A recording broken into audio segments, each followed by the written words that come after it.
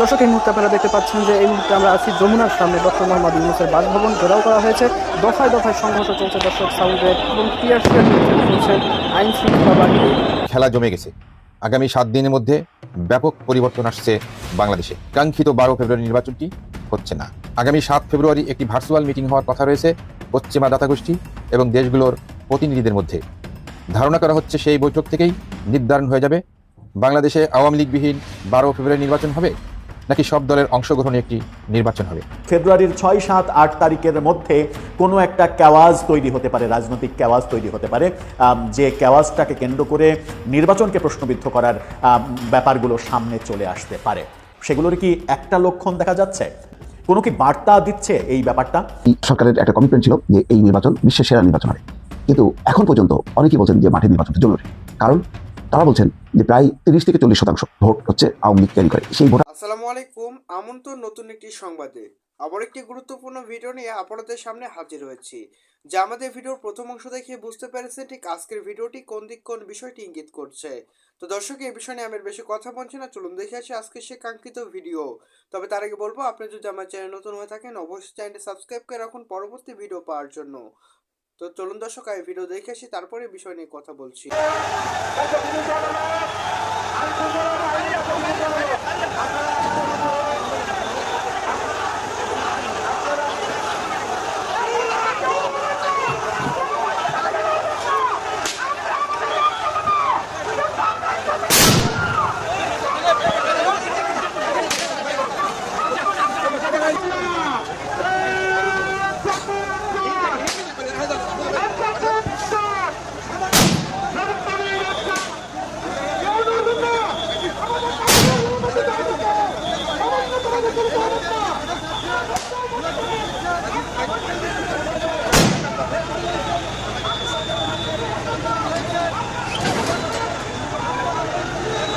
কারণ খেলা জমে গেছে।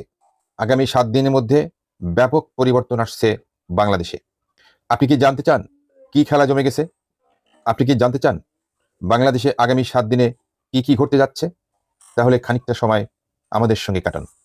আগামী 7 দিনে প্রথম যে ঘটনাটি ঘটতে যাচ্ছে সেটি হচ্ছে কাঙ্ক্ষিত 12 ফেব্রুয়ারি নির্বাচনটি হচ্ছে না। কেন হচ্ছে না, কি কারণে বাতিল হচ্ছে নির্বাচনটি, সেটি একটু পরে বলছি। তার আগে জেনে আসি ইউনূস সরকারের উপদেষ্টারা কেন পালাচ্ছেন। ঢাকা পোস্ট পত্রিকার শিরোনাম হচ্ছে, মেয়াদ শেষের আগেই লাল পাসপোর্ট ছাড়ছেন হাফ ডজন উপদেষ্টা। বাংলাদেশ প্রতিদিন পত্রিকা শিরোনাম করেছে, উপদেষ্টারা ছাড়ছেন লাল পাসপোর্ট। পত্রিকার রিপোর্ট বলছে, ক্ষমতা শেষ হওয়ার আগেই ক্ষমতা ছেড়ে বাংলাদেশ ত্যাগ করে বিদেশে চলে যাওয়ার জন্য বেশ কয়েকজন উপদেষ্টা সরকারি লাল পাসপোর্ট জমা দিয়ে ব্যক্তিগত সবুজ পাসপোর্ট নিয়েছেন। কিন্তু একটি অনুসন্ধানী সূত্র বলছে, সকল উপদেষ্টারা আগামী 7 দিনের মধ্যে দেশ ছাড়তে যাচ্ছেন এবং ডক্টর ইউনূসের জন্য রেডি রাখা হয়েছে স্পেশাল একটি বিমান, যেখানে আইন উপদেষ্টা আসিফ নজরুল, সাবেক উপদেষ্টা আসিফ মাহমুদ সজীব ভুঁইয়া, মাহফুজ আলম, নাহিদ ইসলাম সহ আরও অন্তত প্রথম সারির 30 জন এনসিপি নেতা ডক্টর ইউনূসের সঙ্গে দেশ ত্যাগ করবেন। কিন্তু প্রশ্ন হচ্ছে, তাহারা পালাচ্ছেন কেন? সোজা উত্তর, নির্বাচনটি বাতিল হওয়ার তথ্য তারা জানেন। সেক্ষেত্রে নির্বাচনটি বাতিল হয়ে যদি একটি কেয়ারটেকার সরকার গঠিত হয়, তাহলে তারা আর দেশ ত্যাগ করতে পারবেন না। তারা যদি দেশ ত্যাগ করতে না পারেন, তাহলে তারা কি করবেন কিংবা কি করতে পারেন, সে কথা একটু পরে আসছি। তার আগে পেছনে ফেলে আসা গুরুত্বপূর্ণ কথায় আসি। আমি প্রথমেই বলেছি 12 ফেব্রুয়ারি নির্বাচনটি হবে না। নির্বাচন না হওয়ার প্রথম কারণ উপদেষ্টাদের পালানোর হিড়িক। নির্বাচনটি না হওয়ার দ্বিতীয় কারণ আন্তর্জাতিক চাপ। আপনারা জানেন, গত 30 ডিসেম্বর নির্বাচন পর্যবেক্ষণ করার জন্য নির্বাচন কমিশন থেকে 26টি দেশ এবং 7টি সংস্থাকে পর্যবেক্ষক পাঠানোর জন্য চিঠি দেওয়া হয়েছিল। কিন্তু নির্বাচনটি আওয়ামী লীগবিহীন হওয়ায় কিংবা দেশের প্রায় অর্ধেক ভোটারকে বাদ দিয়ে নির্বাচন করার কারণে জাতিসংঘ, আমেরিকা, কানাডা, ফ্রান্স, অস্ট্রেলিয়া, দক্ষিণ কোরিয়া এবং ভারত সহ অসংখ্য দেশ এই নির্বাচনে তাদের পর্যবেক্ষক না পাঠানোর সিদ্ধান্ত নিয়েছে। এটি হলো একটি দিক। আরেকটি দিক হচ্ছে ভারত। বাংলাদেশ ভারতের সীমানা কিংবা অবস্থানগত কারণে বাংলাদেশের নিরাপত্তা, শান্তি কিংবা আইন শৃঙ্খলার উন্নতি কিংবা অবনতির সাথে মিশে আছে ভারতের উত্তর পূর্ব রাজ্যগুলোর শান্তি শৃঙ্খলা। ভারত তাদের নিজেদের স্বার্থেই বাংলাদেশে স্বচ্ছ, নিরপেক্ষ এবং সব দলের অংশগ্রহণে একটি নির্বাচন দেখতে চায়। যাতে নির্বাচন পরবর্তী কোনো সহিংসতা না ঘটে। আর সে লক্ষ্যে শুরু থেকেই কাজ করে যাচ্ছে ভারত, কিন্তু মাঝখানে বাধা হয়ে দাঁড়িয়েছিল আমেরিকা। মূলত আমেরিকার ইশারাতেই আওয়ামী লীগকে বাদ দিয়ে একটি নির্বাচনের পথে হাঁটছিল ডক্টর ইউনূস এবং সেনাপ্রধান ওয়াকারুজ্জামান। কিন্তু না, তা আর করতে পারছেন না সেনাপ্রধান ওয়াকারুজ্জামান। কেন পারবেন না? কারণ ভারতের কাছে ব্যবসায়িক কারণে আমেরিকার নথি স্বীকার এবং বাংলাদেশের ব্যাপারে ভারতের সিদ্ধান্তের সাথে একমত পোষণ করে চুক্তি সম্পাদন করা এবং গভীর রাতে মোদি ট্রাম্পের প্রায় 20 মিনিটের ফোন আলাপ। অন্যদিকে ইউরোপীয় ইউনিয়নের সাথে ভারতের ব্যবসায়িক চুক্তি, পশ্চিমা দুই দেশের রাষ্ট্রদূতের সাথে সেনাপ্রধান ওয়াকারুজ্জামানের বৈঠক মূলত বাংলাদেশে একটি অংশগ্রহণমূলক নির্বাচনকে কেন্দ্র করেই। এবং বাংলাদেশের নির্বাচনে আওয়ামী লীগের অংশগ্রহণ কিংবা আওয়ামী লীগবিহীন নির্বাচনের পর দেশে জঙ্গিবাদের উত্থান শীর্ষক আলোচনার জন্য আগামী 7 ফেব্রুয়ারি একটি ভার্চুয়াল মিটিং হওয়ার কথা রয়েছে পশ্চিমা দাতাগোষ্ঠী এবং দেশগুলোর প্রতিনিধিদের মধ্যে। ধারণা করা হচ্ছে সেই বৈঠক থেকেই নির্ধারণ হয়ে যাবে বাংলাদেশে আওয়ামী লীগবিহীন 12 ফেব্রুয়ারি নির্বাচন হবে নাকি সব দলের অংশগ্রহণে একটি নির্বাচন হবে। যদি নির্বাচনটি বাতিল হয়ে যায় তাহলে পালাতে না পারা উপদেষ্টারা এবং ছাত্র সমন্বয়করা জামাতকে সঙ্গে নিয়ে তাদের জীবন বাঁচাতে তাদের কাছে থাকা অবৈধ অস্ত্র ব্যবহার করে দেশকে আরেকটি সংঘাতের দিকে ঠেলে দিতে পারে বলে তথ্য রয়েছে বিদেশি গোয়েন্দা সংস্থার হাতে। একটি নির্ভরশীল সূত্র বলছে, ভারতের সাথে পশ্চিমা বিশ্বের চুক্তি এবং ব্যবসায়িক সম্পর্ক বজায় রাখতে ভারতকে সমর্থন দেওয়ার কারণে ভারতের ইচ্ছে অনুযায়ী 12 ফেব্রুয়ারি নির্বাচনটি বাতিল করা হবে এবং আওয়ামী লীগ সহ সব দলের অংশগ্রহণে বাংলাদেশে একটি অবাধ, নিরপেক্ষ এবং অংশগ্রহণমূলক নির্বাচনের আয়োজন করা হবে। সূত্রটি আরও বলছে, যদি সেটি না করা হয় তাহলে 12 ফেব্রুয়ারি থেকে বাংলাদেশে একটি গৃহযুদ্ধের সৃষ্টি হবে। তার মানে নির্বাচন হলেও সংঘাত, না হলেও সংঘাত। আর সেটি খোদ সেনাপ্রধান হয়তো বুঝে গেছেন। তাই তো তিনি যেমনি নিজের নিরাপত্তা জোরদার করেছেন, তেমনি নৌবাহিনীর প্রধান 7টি যুদ্ধজাহাজ, 5000 নৌবাহিনীর সদস্যকে প্রস্তুত রাখার কথা বলছেন।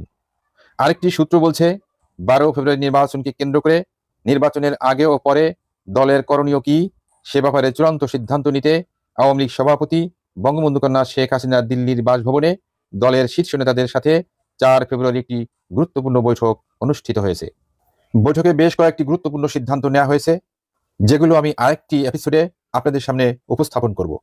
তবে একটি সিদ্ধান্তের ব্যাপারে সূত্র বলছে, আওয়ামী লীগ 10 থেকে 11 তারিখ পর্যন্ত আন্তর্জাতিক বিশ্বের দিকে তাকিয়ে রয়েছেন। যদি আগামী 10 ফেব্রুয়ারির মধ্যে আন্তর্জাতিক বিশ্ব বাংলাদেশের নির্বাচনের সমস্যা সমাধান করতে ব্যর্থ হয় এবং 12 ফেব্রুয়ারি নির্বাচনটি অনুষ্ঠিত হয়, তাহলে তার আগে যে কোনো দিন সোশ্যাল মিডিয়ার মাধ্যমে লাইভে এসে দেশবাসীর উদ্দেশ্যে ভাষণের মধ্য দিয়ে কঠোর কর্মসূচি ঘোষণা করবেন আওয়ামী লীগ সভাপতি বঙ্গবন্ধু কন্যা শেখ হাসিনা। কাজে আগামী 7 দিন হতে পারে শান্তিময় একটি বাংলাদেশ, কিংবা হতে পারে একটি সংঘাতপূর্ণ বাংলাদেশ। কারণ বাংলাদেশে বসবাসকারী ইউরোপ, আমেরিকা সহ বিশ্বের অধিকাংশ দেশের নাগরিকদের চলাফেরার জন্য বিশেষ সতর্কতা জারি করেছেন। অন্যদিকে ভারত স্পেশাল বিমান পাঠিয়ে তাদের কর্মকর্তাদের পরিবারের সদস্যদেরকে নিজ দেশে ফিরিয়ে নিয়ে গেছেন। ডিয়ার ভিউয়ার্স, 12 ফেব্রুয়ারি যদি নির্বাচন বাতিল না হয় তাহলে আওয়ামী লীগের কি করা উচিত বলে আপনি মনে করেন? বাংলাদেশের প্রধান উপদেষ্টা ডক্টর মোহাম্মদ ইউনূসের বাসভবন যমুনার সামনে নাটক চরমভাবে জমে উঠেছে। নির্বাচনের যখন আর মাত্র 4-5 দিন বাকি, তখন যমুনার মতো স্পর্শকাতর স্থাপনার সামনে এমন নাটক ঘোরতর রণক্ষেত্রে পরিণত হয়েছে। যমুনার সামনের জায়গা সরকারের পে স্কেল কমিশন বাস্তবায়নের দাবিতে সরকারি কর্মচারীরা নাকি নেমে এসেছেন। বেশিরভাগ সংবাদ মাধ্যমে এদেরকে আন্দোলনকারী বলে অভিহিত করছেন, মানে এদের কোনো রাজনৈতিক দর্শক, এই ছিল এখনকার মতো নিউজ আপডেট। পরবর্তী নিউজ আপডেট পেতে অবশ্যই চোখ রাখতে হবে আমাদের ইউটিউব চ্যানেলে। দর্শক, প্রতিনিয়ত ভাইরাল নিউজ পেতে অবশ্যই চোখ রাখতে হবে আমাদের ইউটিউব চ্যানেলে। দর্শক, বাংলাদেশের যে রাজনীতি প্রেক্ষাপট তারই আলোকে বেশ কয়েকটি গুরুত্বপূর্ণ ভিডিও নিয়ে আপনাদের সামনে হাজির হয়েছি, যা আমাদের ভিডিওর প্রথম অংশ এবং শেষ অংশ দেখে বুঝতে পেরেছেন ঠিক আজকের ভিডিওটি কোন বিষয়টি ইঙ্গিত করছে। বর্তমানে বাংলাদেশের যে রাজনীতি প্রেক্ষাপট, সেই হিসাবে আপনি কোন দলকে জয়ী হিসাবে দেখতে চান তা অবশ্যই আপনার মূল্যবান মতামত অবশ্যই কমেন্টস করে জানিয়ে দিন। তো ধন্যবাদ, দেখা হচ্ছে নতুন কোনো ভিডিওতে। সে পর্যন্ত সবাই ভালো থাকবেন, সুস্থ থাকবেন। আল্লাহ হাফেজ।